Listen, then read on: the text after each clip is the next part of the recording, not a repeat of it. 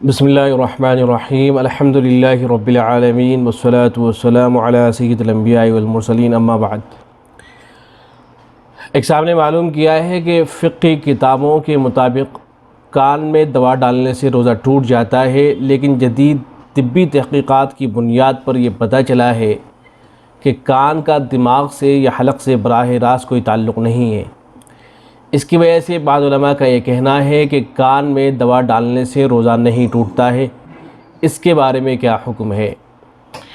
تو جواب میں عرض ہے کہ کان میں دوا ڈالنے سے روزہ ٹوٹ جاتا ہے، اور رہا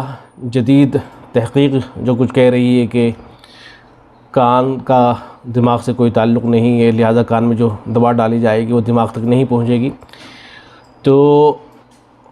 اصل جو تحقیقات ہوتی ہیں چونکہ تبدیل ہوتی رہتی ہیں، بدلتی رہتی ہیں، لہذا اہل علم نے اس طرح کی تحقیقات کا اعتبار نہیں کیا ہے،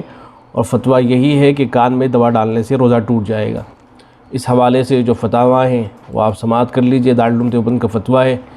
اس میں سوال یہ کیا گیا ہے کہ آنکھ اور کان میں دوا ڈالنے سے روزہ ٹوٹ جاتا ہے یا نہیں۔ جدید تحقیق کہتی ہے کہ آنکھ سے ایک نالی حلق میں کھلتی ہے، اس لیے آنکھ میں دوا ڈالنے سے روزہ ٹوٹ جاتا ہے، جبکہ کان کے اندر پردہ ہوتا ہے اور اس کا تعلق حلق سے نہیں ہو پاتا، اس لیے کان میں دوا ڈالنے سے روزہ نہیں ٹوٹتا اگر پردے میں سوراخ نہیں ہے تو جواب میں لکھا گیا ہے کہ احکام شریعہ کی بنیاد جدید تحقیق پر نہیں ہے، بلکہ اس کے اصول و ضوابط مستقل ہیں۔ انہی کی وجہ سے آنکھ میں دوا ڈالنا مفسد صوم نہیں ہے، یعنی اس سے روزہ نہیں ٹوٹتا ہے، اور کان میں دوا ڈالنے سے روزہ ٹوٹ جاتا ہے۔ ایسے ہی دارالفتہ بن نوری ٹاؤن کا جو فتویٰ ہے اس میں سوال یہ کیا گیا کہ قدیم فقہاء کی تحقیق کے مطابق روزے کی حالت میں کان میں دوا ڈالنا مفسد صوم ہے، یعنی اس سے روزہ ٹوٹ جاتا ہے، لیکن دور حاضر کے فقہاء کا اس میں اختلاف ہے، آن جناب کی رائے حاصل کرنا مقصود ہے۔ جواب میں لکھا گیا ہے کہ روزے کی حالت میں کان میں دوا ڈالنے سے روزہ فاسد ہو جاتا ہے، یہ جمہور فقہاء رحمہ اللہ کا قول ہے، یہی مفتیٰ بھی ہے اور احوط بھی ہے، اور عبادات میں اسی پر عمل انسب ہے۔ باقی شریعت کا مدار ان امور پر نہیں ہے جن کو معلوم کرنے کے لیے بہت کچھ تحقیقات و تدقیقات کی احتیاج ہو، اور اس کے لیے سائنسی باریکیاں اور طبی تحقیقات کی ضرورت ہو۔ اسلام ایک آفاقی مذہب ہے، اور یہ ہر قوم اور طبقے کے لیے ہے، اس لیے اس کے احکام کا مدار بھی عام فہم چیزوں کو بنایا گیا ہے۔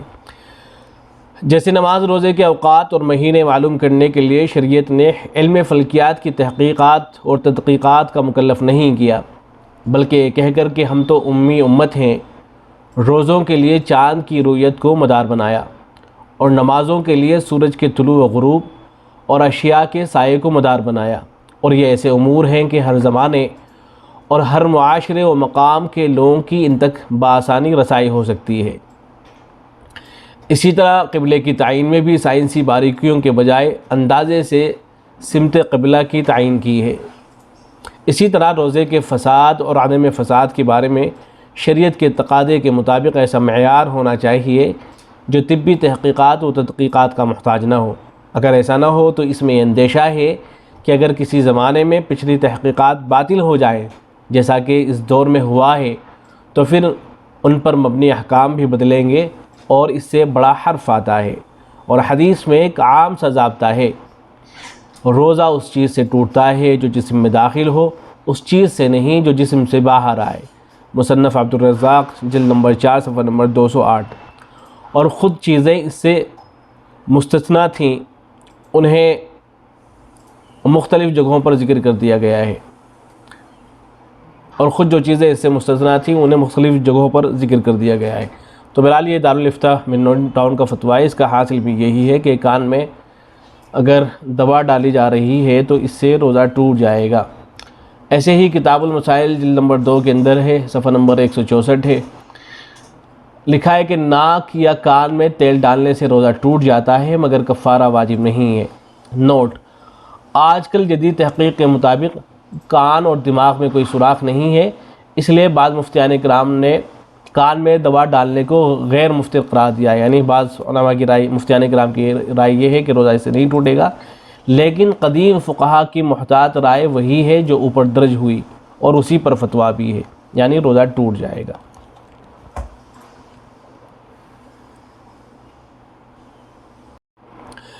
ایک صاحب نے پوچھا ہے کین وی گیو زکوٰۃ اماؤنٹ ٹو پور نان مسلم، کہ کیا غریب غیر مسلم کو زکوٰۃ دی جا سکتی ہے؟ تو جواب میں عرض ہے کہ غریب غیر مسلم کو زکوٰۃ نہیں دی جائے گی، البتہ اگر وہ بہت زیادہ پریشان ہے تو آپ اس کی مدد کر سکتے ہیں، اس کا تعاون کر سکتے ہیں، اس کی ہیلپ کرنے پر، تعاون کرنے پر آپ کو ثواب ملے گا۔ اس کو آپ نفلی صدقہ دے سکتے ہیں۔ نفلی صدقے کا مطلب یہ ہوتا ہے کہ ہم جو جان مال کا صدقہ نکالتے ہیں، کچھ پیسے نکال کے رکھتے ہیں کہ یہ ہمارے جان کی طرف سے صدقہ ہے یا مال کی طرف سے صدقہ ہے، تو یہ غیر مسلم کو دیا جا سکتا ہے۔ بہتر تو یہ ہے کہ مسلمان ہی کو دیا جائے، لیکن اگر غیر مسلم کو دینے کی ضرورت پڑ رہی ہے تو نفلی صدقہ دے سکتے ہیں، آپ اس کا تعاون کر سکتے ہیں، ہیلپ کر سکتے ہیں، لیکن اسے زکوٰۃ نہیں دے سکتے ہیں۔ زکوٰۃ دینے کی اجازت نہیں ہے، زکوٰۃ ادا نہیں ہوگی اگر کوئی دے دیتا ہے۔ اس سلسلے میں جو استدلال کیا گیا ہے وہ بخاری شریف کے اندر حضرت معاذ بن جبل رضی اللہ تعالیٰ عنہ کا جو واقعہ ہے اس سے استدلال کیا گیا ہے۔ روایت اس طرح سے ہے، حضرت ابن عباس رضی اللہ تعالیٰ عنہ اس کو روایت کرتے ہیں، وہ فرماتے ہیں کہ ان النبی صلی اللہ علیہ وسلم بعث معاذ رضی اللہ عنہ الی الیمن، کہ نبی اکرم صلی اللہ علیہ وسلم نے حضرت معاذ کو یمن کی جانب ان کو بھیجا، فقال ادعوہم الی شہادت لا الہ الا اللہ۔ آپ صلی اللہ علیہ وسلم نے فرمایا کہ وہاں کے جو لوگ ہوں گے ان کو لا الہ الا اللہ کی جو گواہی ہے اس کی طرف بلانا، یعنی ان کو یہ بات بتلانا کہ اللہ کے علاوہ کوئی معبود نہیں ہے، وانی رسول اللہ، اور میں اللہ کا رسول ہوں، فإنہم اطاعوا لذلک فاعلمہم ان اللہ قد افترض علیہم 5 صلوات فی کل یوم ولیلہ۔ جب وہ اس بات کو مان لیں گے، اس کی اطاعت کر لیں گے، تو اس کے بعد پھر ان کو یہ بتانا کہ اللہ تبارک و تعالیٰ نے ان کے اوپر دن اور رات میں 5 نمازیں فرض کی ہیں۔ فإنہم اطاعوا لذلک فاعلمہم ان اللہ قد افترض علیہم صدقہ فی اموالہم۔ جب وہ اس بات کو بھی مان لیں گے تو پھر ان کو یہ بات بتانا کہ اللہ تبارک و تعالیٰ نے ان کے اوپر ان کے مال میں صدقے کو فرض کیا ہے، تؤخذ من اغنیائہم وترد علی فقرائہم،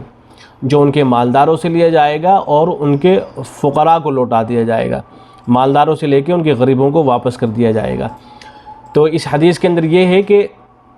پہلے جو ہے ان کو ایمان کی دعوت ہوگی، جب وہ اسلام کے اندر داخل ہو جائیں گے تو پھر ان سے زکوٰۃ لی جائے گی، اور زکوٰۃ ان کے جو فقراء اور غریب لوگ ہوں گے انہی کے درمیان میں اس کو تقسیم کر دیا جائے گا۔ تو اس سے بات معلوم ہوئی کہ زکوٰۃ جو ہے وہ مسلمانوں ہی سے لی جائے گی اور مسلمانوں ہی میں تقسیم کر دی جائے گی، غیر مسلم کو زکوٰۃ دینا جائز نہیں ہوگا۔ بدائع الصنائع کے اندر ہے کہ لا یجوز صرف الزکوٰۃ الی الکافر بلا خلاف، کہ غیر مسلم کو زکوٰۃ دینا جائز نہیں ہے اور اس میں کوئی اختلاف نہیں ہے۔ اسی طریقے سے فتاوی عالمگیری کے اندر ہے کہ وَأَمَّا أَهْلُ الذِّمَّةِ فَلَا يَجُوزُ صَرْفُ الزَّكَاةِ إِلَيْهِمْ بِالاتفاق، کہ جو اہل ذمہ ہیں تو اس میں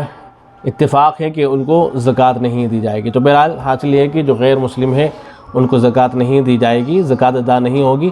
آپ البتہ اگر ان کا تعاون کرنا چاہیں تو کر سکتے ہیں، نفلی صدقہ اگر دینا چاہیں تو دے سکتے ہیں۔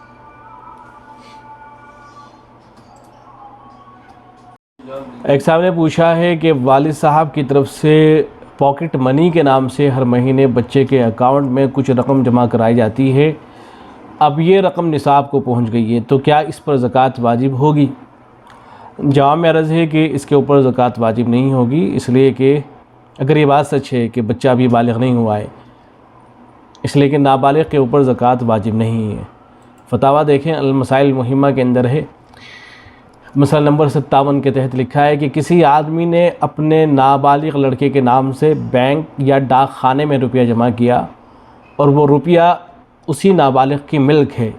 اگرچہ وہ روپیہ نصاب یا اس سے زیادہ ہو، اس پر زکوٰۃ واجب نہیں ہے،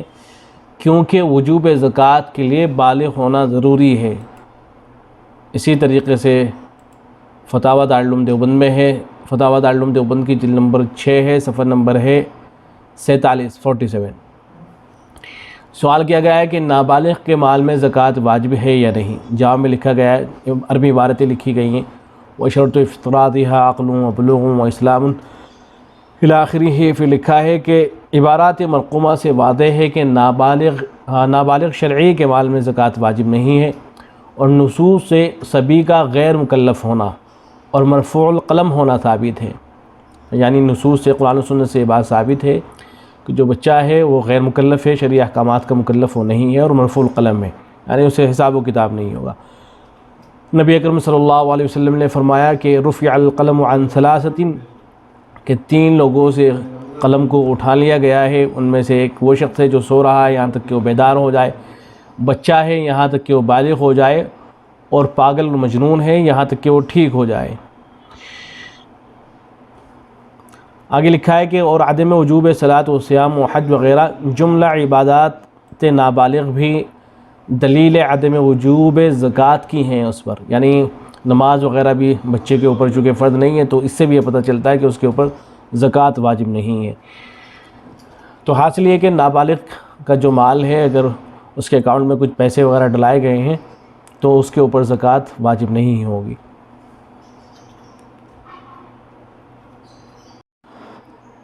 ایک صاحب نے پوچھا ہے کہ جس مال کی زکوٰۃ پچھلے سال نکال دی گئی تھی، کیا اس سال بھی اس مال کی زکوٰۃ نکالنا واجب ہوگا؟ تو جواب میں عرض ہے کہ اس سال بھی اس مال کی زکوٰۃ کا نکالنا واجب ہوگا۔ زکوٰۃ ہر سال نکالی جائے گی، ایسا نہیں ہے کہ پچھلے سال اگر کسی مال کی زکوٰۃ نکال دی گئی تھی تو اب جو ہے اس مال کی زکوٰۃ اس سال نہیں نکالی جائے گی۔ اصل بہت سی مستورات جو ہیں ان کو غلط فہمی رہتی ہے اس مسئلے کے حوالے سے، وہ یہ سوچتی ہیں کہ ہمارے پاس جو زیور رکھا ہوا ہے، ہم نے پچھلے سال اس کی زکوٰۃ نکال دی تھی، بس ایک مرتبہ زکوٰۃ نکال دیں اس کی کافی ہے، ہر سال اس کی زکوٰۃ نکالنا ضروری نہیں ہے۔ تو یہ خیال صحیح نہیں ہے، بلکہ زکوٰۃ جو ہے ہر سال نکالی جائے گی۔ اس سلسلے میں دارالعلوم دیوبند کا فتویٰ موجود ہے، فتاویٰ دارالعلوم دیوبند کی جلد نمبر ہے 6 اور صفحہ نمبر ہے 50۔ اس پر سوال کیا گیا کہ جس مال کی زکوٰۃ ایک سال ادا کر دی گئی ہو، اس مال کی نسبت دوسرے سال بھی زکوٰۃ دینا چاہیے یا نہیں، جبکہ اس مال سے کوئی منافع نہیں ہوتا اور نہ کوئی تجارت کی جاتی ہے، بس گھر کے اندر رکھا ہوا ہے، کوئی فائدہ اس سے نہیں ہو رہا ہے، جیسے زیور وغیرہ مستورات کے رکھے رہتے ہیں، یا کہ کسی کے پاس کیش اماؤنٹ رکھا رہتا ہے تو اس کے اندر ظاہر ہے بڑھوتری تو نہیں ہو رہی ہوتی ہے، بس وہ رکھا رہتا ہے۔ تو جہاں میں لکھا گیا ہے کہ جس روپے اور زیور پر ایک سال کی زکوٰۃ دے دی گئی، جب دوسرا سال پورا ہوگا تو پھر زکوٰۃ دینا لازم ہے۔ ہر سال زکوٰۃ واجب ادا ہوتی ہے، خواہ اس روپے سے کچھ نفع ہوا ہو یا نہ ہوا ہو۔ تو بہرحال ایسا نہیں ہے کہ بس ایک سال زکوٰۃ ادا کرتے ہیں تو کام چل جائے گا، بلکہ ہر سال زکوٰۃ ادا کرنا ضروری ہوگا۔ ایک صاحب نے پوچھا ہے کہ میں نے 4 مہینے پہلے گولڈ خریدا ہے، ابھی اس پر سال نہیں گزرا ہے، تو کیا اس کی بھی زکوٰۃ نکالنا ضروری ہوگا، کیونکہ ابھی تو اس پر سال نہیں گزرا ہے؟ تو جواب میں عرض ہے کہ آپ اس کی بھی زکوٰۃ نکالیں گے۔ اصل یہ بعض حضرات کے درمیان میں، بعض لوگوں کے درمیان میں غلط فہمی پائی جاتی ہے، وہ یہ سمجھتے ہیں کہ سال کے درمیان میں کہیں سے جو پیسے آ جائیں گے تو چونکہ ان کے اوپر تو ابھی مکمل سال نہیں گزرا ہوتا ہے تو اس لیے ان کے اوپر زکوٰۃ بھی واجب نہیں ہوگی، جبکہ یہ خیال صحیح نہیں ہے۔ اصل مسئلہ یہ ہے کہ جس دن آپ زکوٰۃ کا حساب کرتے ہیں، مثال کے طور پر آپ رمضان المبارک کی پہلی تاریخ کو زکوٰۃ کا حساب کرتے ہیں، تو ایسی صورت میں ایک دن پہلے بھی اگر آپ کے پاس میں کہیں سے مال آیا ہوگا، کہیں سے پیسے آ گئے ہوں گے، سونا چاندی کہیں سے آ گیا ہوگا آپ کے پاس میں، تو اس کو بھی آپ حساب میں شامل کریں گے اور اس کی زکوٰۃ نکالیں گے۔ تو دیکھیں یہاں اس کے اوپر ایک ہی دن گزر رہا ہے، لیکن اس کو بھی آپ حساب کے اندر شامل کریں گے۔ یہ نہیں کہیں گے کہ اس کے اوپر تو ابھی ایک ہی دن گزرا ہے، سال نہیں گزرا ہے، لہٰذا اس کے اوپر زکوٰۃ واجب نہیں ہوگی۔ دارالعلوم دیوبند کے فتوے میں ہے وجوب زکوٰۃ کے لیے جو سال گزرنا شرط ہے، اس کا مطلب یہ ہے کہ آدمی کے پاس کم از کم نصاب کے قدر مال زکوٰۃ سال کے شروع میں اور سال کے اخیر میں پایا جائے، اور درمیانے سال میں اس کا کچھ حصہ مثلاً 2-4 روپے باقی رہیں، مکمل طور پر نصاب ختم نہ ہو جائے۔ پس اگر سال کے کسی مہینے یا تاریخ میں کچھ بھی نصاب باقی نہیں رہا، یعنی 1-2 روپے بھی باقی نہیں رہے، تو سال کا حساب ختم ہو جائے گا اور دوبارہ مکمل ہونے کے بعد سال کا حساب شروع ہوگا، اور نصاب یا اس کا کچھ حصہ باقی رہتے ہوئے درمیانے سال میں موجود نصاب کی جنس کا جو نیا مال آئے گا اس پر الگ سے سال کا حساب نہیں ہوگا، بلکہ وہ پہلے سے موجود نصاب کے ساتھ شامل ہو جائے گا، اور اس کا سال مکمل ہونے پر اس نئے سال پر بھی حکماً سال مکمل شمار کیا جائے گا۔ پس جس تاریخ میں آپ کی زکوٰۃ کا سال مکمل ہو جاتا ہے، مثال کے طور پر 1 رمضان، اس تاریخ میں آپ کے پاس سونا، چاندی، کرنسی اور مال تجارت میں سے جو کچھ بھی موجود ہو اس کی کل مالیت کا 40واں حصہ زکوٰۃ میں دے دیا کریں، اور جو مال اس تاریخ سے پہلے آپ یا آپ کے بچوں وغیرہ کی ضروریات میں خرچ ہو کر ختم ہو گیا، زکوٰۃ میں اس کا حساب لگانے کی ضرورت نہیں ہے۔ یعنی جو مال خرچ ہو جائے گا ظاہر ہے اس کو تو حساب میں آپ لگائیں گے نہیں، لیکن جو بھی مال آپ کے پاس موجود رہے گا اس دن جس دن آپ حساب کرنے کے لیے بیٹھیں گے، تو سونا، چاندی یا کیش اماؤنٹ یا بزنس کے اندر جو آپ نے پیسہ لگا رکھا ہے، ان چاروں چیزوں میں سے جو کچھ بھی آپ کے پاس ہوگا اس سب کا آپ حساب کریں گے، اس کو ٹوٹل کریں گے اور ٹوٹل کر کے اس کی زکوٰۃ نکالیں گے۔ آپ یہ نہیں کہیں گے کہ اس میں سے کچھ پیسہ 10,000 20,000 روپے تو 4 مہینے پہلے آئے تھے یا کچھ سونا 4 مہینے پہلے آیا تھا، بلکہ اگر ایک دن پہلے بھی سونا، چاندی یا کرنسی یا مال تجارت میں سے کچھ بھی اگر ایک دن پہلے بھی آپ کے پاس میں آ رہا ہے تو اس کو بھی آپ شامل کریں گے، اس کا بھی حساب لگائیں گے اور اس کی بھی زکوٰۃ نکالیں گے۔ ہاں، جو آپ نے خرچ کر دیا ہے، جو خرچ ہو چکا ہے، اس کا حساب نہیں کیا جائے گا۔